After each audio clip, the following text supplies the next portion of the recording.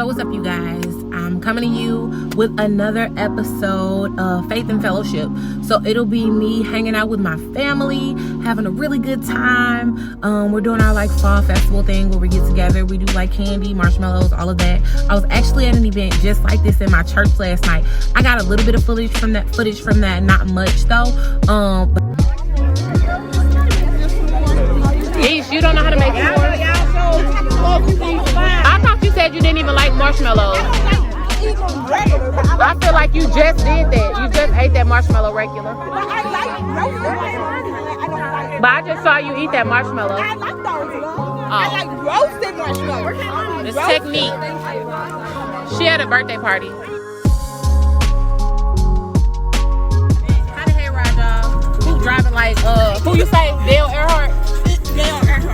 Dale Earnhardt out here. Just the fastest. Indy 500.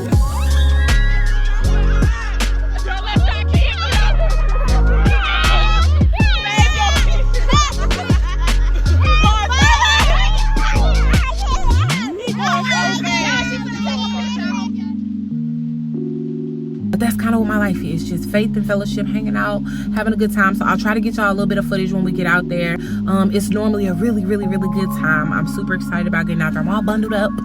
Y'all stay tuned. I'll be back to you guys really soon. Peace. We are out here at my family's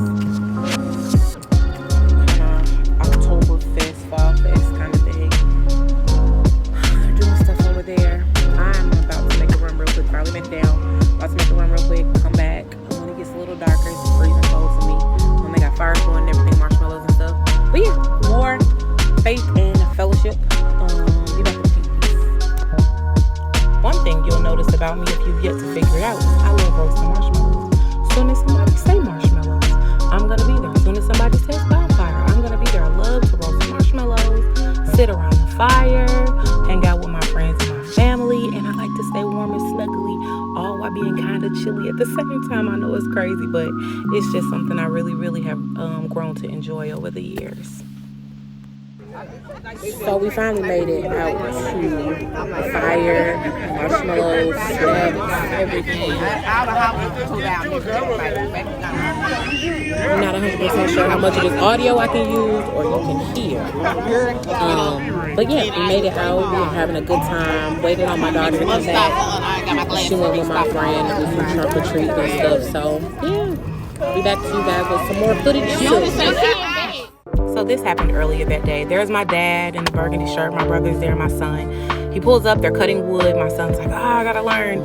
So my dad was showing him, and then my brother took it upon himself just to give him some one-on-one, teaching him how to handle an axe and how to cut wood. The first time was a little shady. The second time got a little bit better. And that third time, he finally got it. But my nephew couldn't let him shine alone. He just wanted to remind the world that he cool, but he can still use his hands, which is a great trait for our generation that we're in right now. We want to make sure we can do both. All right, so all in all, today was great. Yesterday was great. We got a whole bunch of stuff. Hopefully I was able to put it all in the video. We went to church earlier that day. I'll be coming to you guys with a faith and fashion video from that. And then we came out to my dad's where the kids were doing change. We came out to my dad's. And we had a good time. Xavier had to make a couple of runs, so we took him where he had to be. That's part of parenting. But he did get to spend some time with my family. Building those relationships is super important. Me and my dad talk all of the time. And he just passes down things that my grandmother taught him about faith. And then he teaches me, and then hopefully I'm able to teach my children. But then they have these interactions where it's just having a really good time, good, clean, wholesome fun, teaching the next generation how to do different things. Not just cutting wood, but we really need to be more intentional about teaching our next generation how to live life through faith. What it looked like, why we had praying grandmothers, why we had praying grandfathers that went to church every Sunday, you know, and they didn't miss a prayer meeting and they didn't miss a Bible study. Now that I'm growing up, the older that I get, the more I understand. why it's so imperative to be on your knees in prayer. I have a 16-year-old, I have an 8-year-old. I have myself, I have parents that aren't always well, you know, so always interceding on those type of things, but explaining to my children now what it looks like to pray for people, what it looks like to intercede on behalf of someone. When people get sick around us, I say, okay, kids, you know, come on, let's pray. And we did that since they were little. So now when people get sick, they say, you know, hey, you know, mommy, we need to pray. Somebody's not doing well, or they're feeling bad, or they're sad. You know, so just trying to train my kids up in faith, and connecting it to every single thing that we do. So today, we went to church, we had a good time. Went to my dad's house, we fellowshiped, we had a good time. And I always talk to my kids about being a good living example of what a Christian looks like.